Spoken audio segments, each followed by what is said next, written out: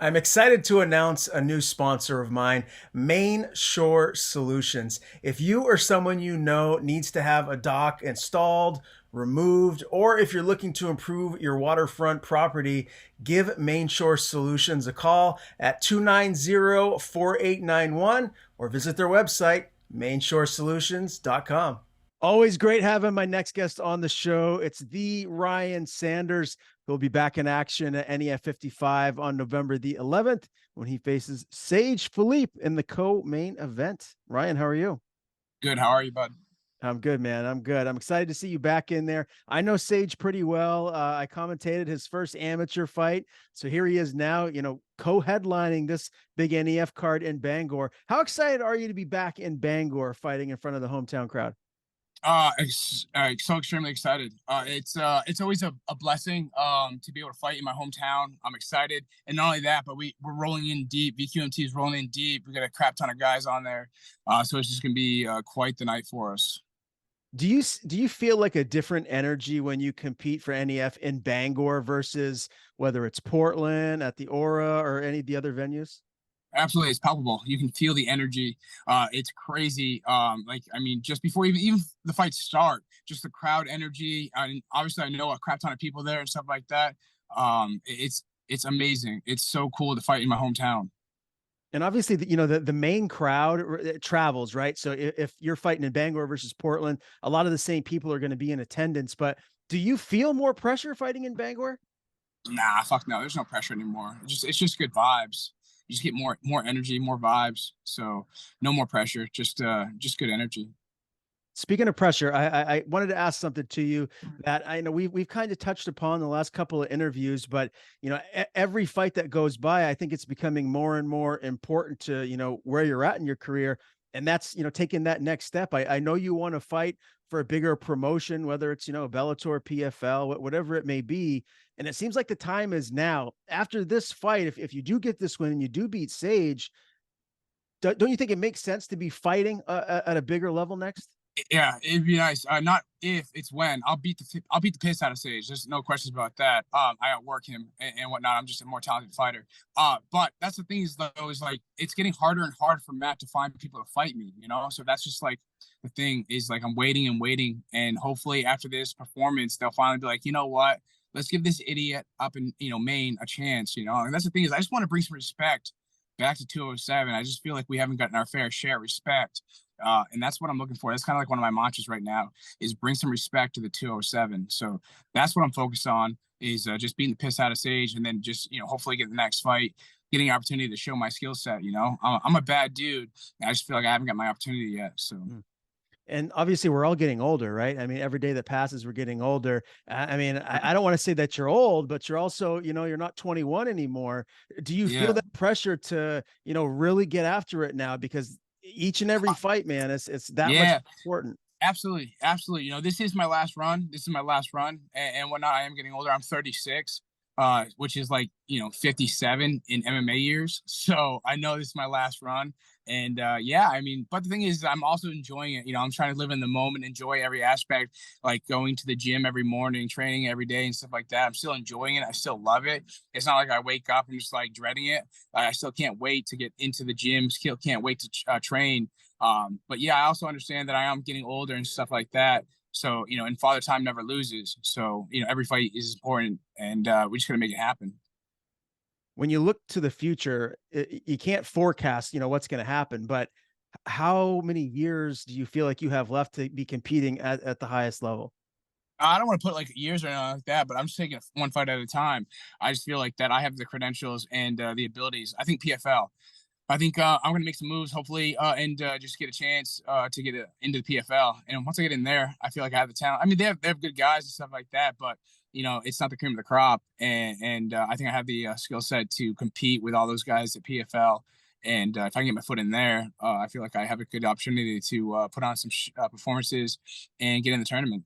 Yeah, that would be great. I'd love to see you in the PFL. Let's talk about your last fight. That was at NEF 53 in July, a split win over Ali Zebian. I told you personally that I was very surprised that I thought it was a split. I thought you Yeah, won a UD. I thought it was yeah. clear. Thoughts I on thought it was on clear that? too. I thought it was clear too. I must have pissed off one of the judges, and I just don't know it. So, but it is what it is. And like the old saying goes, don't leave it in the hands of the judges. But I thought I did a lot more. I thought I was landing more, being the more of the aggressor and stuff like that, and taking stuffing most of his takedowns. He got a couple in the third round, but he didn't do shit with them. He just tried to put me down and try to hold me down, like most people do when they fight me. And but yeah, I thought I controlled that fight, the whole fight from beginning to end. But it is what it is. Bell to bell, how would you assess your performance? Scale of 1 to 10. How good was it? That was like a strong 6. Like there's, obviously he still got a couple takedowns.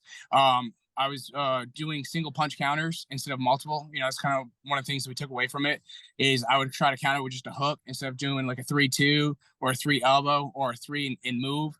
So that's one of the things we took away from it. Overall, I did pretty good. I didn't take too much damage, and I had a fucking blast doing it. So, but that mother, he was quick. He was super quick, because he was like he's fought as low as 35 and whatnot, and the height difference, the range difference. When I go to throw my jab out there, he was slipping. He was quick as hell. But there's a couple times I'd smack him in his face, and I'd be like, "That was a good one." And after his head snapped back, he tried telling me it wasn't, and I'd just be like, Give him that look. Okay. Did you guys talk at all after the fight? Was there any words exchanged? Yeah. I just told him, I was like, "Hey man, you're pretty legit, but 70 is not your home." And he goes, "Yeah, I know." I'm not sure what his reasoning was, but he goes, "I know I should be down at 55. Maybe he just wanted to fight, or maybe he didn't want to cut the weight. I'm not really sure." But I told him that he'd do a lot better at 55, and he agreed with me. And I just said, "Thank you for taking the fight." Nobody was really jumping at fighting me, and he was willing to take it. So. And Ali has been one of Sage's, I guess, training partners for a while now. Sage moved to Extreme Couture, and that's where he's training out of now. But do you feel like there's any type of, I don't know, advantage that he could get from any words that Ali has from sharing the cage with you? No, I can tell him what I'm gonna do. I'm gonna punch him in his teeth. Like, there's no secrets. It's a fight, and he can do his best to put the fight wherever he thinks he's gonna win. I just feel like I have like a bigger skill set, and whatnot. So he can tell him whatever he wants to hear, but it doesn't matter. Once you get in there, I feel like I'm a different animal. So when he goes in there saying, "Oh, Ryan does this, Ryan does that," that's great. Knowing what I'm gonna do, good luck stopping it. We'll talk more about this as we get further along in the interview. Life since your last fight, Ryan. What's new with you? I've been doing a shit ton of yoga. I've been kind of going down that, trying to be more mindfulness and stuff like that. Still been training just about every day. Still working at Pepinos. They haven't fired me yet, surprisingly, because I'm dog shit at best, but they love me there. So I have a girlfriend. So yeah, life's good. Life's good. No complaints here. Oh, the Cowboys. Oh, don't even get me started about the Cowboys, though. Damn it. I was, yeah, I was waiting for that to be addressed. So obviously, you guys beat the brakes off of my Patriots. The Patriots are no good. I've been open and honest about that. I'm not surprised we lost, although 38-3, that was a little surprising, I guess. But then the Cowboys go and they, lose rather convincingly to the Niners. So my question for you is this: how good are the Cowboys? How far can they go this year? All right, so to save face, I'm gonna say this: we have like half our offensive line was out of that game against the Niners. Obviously, the Niners are a different breed right now. I mean, they got CMC, and their quarterback Purdy. He's a killer. Their defense is flying around. Their defense is better than our defense, and we're known for our defense. But I'd like to say we can still compete, but I know what's going to happen. The Cowboys are going to do what they usually do. They're going to beat the piss out of like the people they should beat the piss out of, and then they're going to lose close games to good teams. And then I'm going to think we're amazing, and we're going to get to the playoffs, and then we're going to lose in the first round, and that's pretty much what's going to happen because that's what we do every year. And yet, I still think we're going to go to the Super Bowl. So. Hey, that's what being a fan's all about. How big of a loss was Diggs? Is that a significant loss for you guys? It is. But the thing is that like he's a playmaker, obviously. But I think what happened is when he went down and a couple days later we lost to the Cardinals, I think all the guys were in their head. Like they're just like taking that loss as losing Diggs so much that it got in their own heads, and they just didn't show up. But I think we're doing a little bit better. Don't take the Niners game because the Niners offense is amazing. But I think the other guys, all they have to do is just show up and perform the way that they do. Diggs, it was good for about 6 or 7 ints or whatever. picks, but the other guys are just as good. Like it's a drop off, but not a huge drop off. The other guys, they're just going to play as a team defensively, and we'll be fine. We're known for our front seven, just straight up kill it every time, and that's all we really need is just the front seven, put pressure on the quarterback, and let the DBs play safe, and we'll be good. Speaking of team, tell me, how has the team been at Vision Quest? What's new there? We're just full of killers, man. We're just full of killers. And the thing is like from like 125 to heavyweight, we just got a bunch of killers. We have some young guys and we have some older dudes, some mature guys. And it's a great atmosphere. Primo Bellarosa, our head coach, he just does an amazing job of like coaching us, breaking shit down because he's been in the game, but he has that experience of being a fighter as well. And he just brings it all together and whatnot. And the thing is like he'll bust our balls, but he'll build us up too at the same time. And not only that, but like he's really been pushing us physically too, pushing going harder as far as like conditioning type stuff while we're training and whatnot. So the last few months have been really, really good. I see you got the Eddie Pena T-shirt on. Tell me, This guy's a straight killer. Come on. He's a breaker of purple belts. He straight up smashed that last kid. Eddie's not even a white belt, I don't even give him a white belt. I'm just like, get out there without a friggin' belt. And he just mauled that kid who was a purple belt. Man, I love that kid. That kid's a killer. He's a good dude. is he fighting on this upcoming card? I haven't seen it announced if he is. Yeah, he is. Yeah. He's fighting a kid out of CMBJJ. Mallet Evans, I think his name is. I'm horrible with names, man. Yeah. But okay. yeah, it's a tough fight for Eddie. It's a step up in competition, but Eddie's game. Eddie's ready for it. But side note, real quick, Eddie's a diehard Chargers fan. Chargers playing the Cowboys this week, so I ain't talking to that kid all week. Okay, well, I'm sure you'll make an exception for him. One of the Vision Quest teammates. You'll probably break down and talk to him as it gets a little bit closer to game night. Monday night football, baby. Who else on the Vision Quest roster will be competing at NEF 55?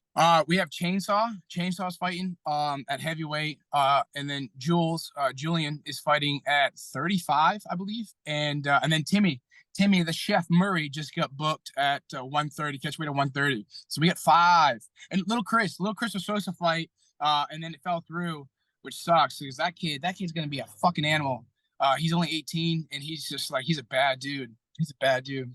Well, this is exciting because I've been waiting for there to be a few more guys from Vision Quest competing on an NEF card. So this is the most that you guys have had in a while. What has the vibe been like in the gym? Oh, the energy, the vibe it's been amazing. Like we just all been pushing each other. It's just good vibes, good energy. And to have 5 guys, we're stoked. Primo doesn't like to have that many just because he wants to be able to give everyone equal attention. But like when it's coming to Bangor, and we have an opportunity to get a bunch of guys on the card, it's like, fuck yeah, let's go. Let's go. And that's just how it's been. We've been halfway through camp and we're just constantly getting better. We set the bar here and then every friggin' week we're just pushing ourselves to get better, and then so that way we peaked and we can just put on and we're going to go 5-0. We're going to go 5-0 in Bangor. How has the relationship with Primo been evolving over the time you've been there? We're obviously we're getting closer, not only like in the gym, but outside the gym too. Like he really is like a father figure to me. He checks in on me, and not only just me, but the whole team. Like he has a personal connection with everybody, and just checks in on us, seeing how everything we're doing. Like we were just shooting the shit before this interview, helping him get apples so he could make some stuff. And then we were talking about my daughter's birthday. She turned 4 yesterday, so we were talking about that. But yeah, he has a really good connection, personal connection with all of us. But at the same time, he'll break us down as soon as we're in that, as soon as we're in the gym, it's a different story. So he does a really good job of separating, coach and like, a mentor. He does a great job of doing that. He does that out of love, So with so many fighters competing on this upcoming event here in Bangor, are you going to be making the walk to the cage and cornering any of them before your fight? Yeah, absolutely. I'm definitely going to be there for as many as I can. Obviously, with 5 guys, they're going to be spread out. So I'm going to do my best to make it and be there because, when they fight, I fight. Like, I want to be there for them and stuff like that because we do everything together in the gym and whatnot. And I want to be there for them. So as long as if they're spaced out, right, I can see probably 2 or 3 of them go to war. And so I'm going to look forward to that. But the NEF does a good job of also setting up TVs and stuff so we can still watch it in the back of the locker room if I can't make it out. Yeah. Okay. Very cool. Let's talk a little bit about your opponent, Sage, shall we? He just actually fought last weekend and lost Yeah. a split decision. And here he is stepping up again. And this is a step up in competition for him. He Mm. knows that. He was just talking to me. We just did an interview prior to this one here. When you look at him and just what kind of a fighter he is, how excited are you for the matchup? I'm excited because he does, like, from what I've seen in his fights, he prefers to strike, which I enjoy. And he is well rounded. He's tough as nails too. Like, all his losses are by decision, So it's not like he just folds when pressure comes his way or whatever. He's a tough kid. I think the reason why his record is the way it is because he seems to fight. Pretty much, he reminds me of myself back in the day, where he'd just be willing to fight anybody, even if they they were above the competition level he should have been facing and stuff like that. But he seems like a tough kid, technical striker, basic but technical, decent takedown defense, a little bit of cage work, isn't half bad from what I've seen. So, I mean, he's well rounded. I just don't think, like I said before, and I'll say it again, he just, he's not me. He's not facing the type of competition I faced. And I just want it more. That's my buddy Timmy. He's just waving to me. He's such a sweetheart. Timmy Murray. Say hi to the chef for me. I will. I will. Do you think that this fight is going to go the distance? You talk about how tough he is, how he's tough to finish. He goes the distance a lot. Is that going to happen here in this fight, or do you think you can finish him and get him out of there? I think I have the skill set to finish him. I think he'll hold on. First round will be a banger. I think he'll start fading the second. And then whether he stays all the way to the third or not is up to him. It's his mindset. But I'm going to drag him into deep waters, and that's a great thing, and that's the one thing that Primo and I have talked about is, when you think about a fight, everyone's thinking about, oh, I'm going to finish him in the first minute. I got 15 fucking minutes. I have 15 minutes to finish this guy and beat the brakes off of him. So I don't have to worry about, oh, I got to put him off in the first round. Like, eventually, the way I fight, eventually, I'll give him a reason to quit, and that's what I'm going to try to do. Are you going to have a post-fight beer in cage if you're victorious? Actually, Ryan, funny you say that. I've been sober for 8 weeks. I haven't been partaking. So I went sober before this fight even booked, just because I was making bad decisions, with life and whatnot. And alcohol tends to get me off of my path of greatness. So I don't know. Like, that's what I might not. But we'll see. We'll see. I might have a celebratory beer. The problem is, you remember old school Frank the Tank? Oh, of course. That's me with alcohol. That's me with alcohol. When I'm like, all right, I'm just gonna have one, and then I'm blackout. I'm running then down the street. You're streaking into the quad from the gymnasium. That's right. We're all going streaking. Everybody's doing it. So Ryan, next fight, if you had to put money on it, do you think you'll be fighting for NEF again your next time out, or are we going to see you on that next stage? So my ultimate goal is to get in PFL some way, somehow, come hell or high water, get in PFL. That's my ultimate goal right now, and that's what I'm focused on. And I'm putting that energy, manifesting that shit. But I know that the NEF usually does a February card in Bangor, roughly. If they do a February card, I would love to get on that. Just one last time, because I know the PFL typically doesn't start until like April or so. So if I could get one more fight locally, hell yeah. But my ultimate goal and what I'm trying to manifest is to be in the PFL by next spring. Okay. I love it, man. Excited to see you back in action and what is next for you. Always great talking to you, Ryan. As always, before we do sign off, I want to give you the floor. If there's anyone you want to thank, anything you want to plug, floor is yours. I appreciate that. I just want to thank my team, Coach, Timmy, Luda, Max Rogers, Fast Eddie, Chainsaw, Emo, Max Rogers, James, Jay, Dylan, Max Rogers, Old Man, Simple Ben, Jules, Bachman, and Max Rogers.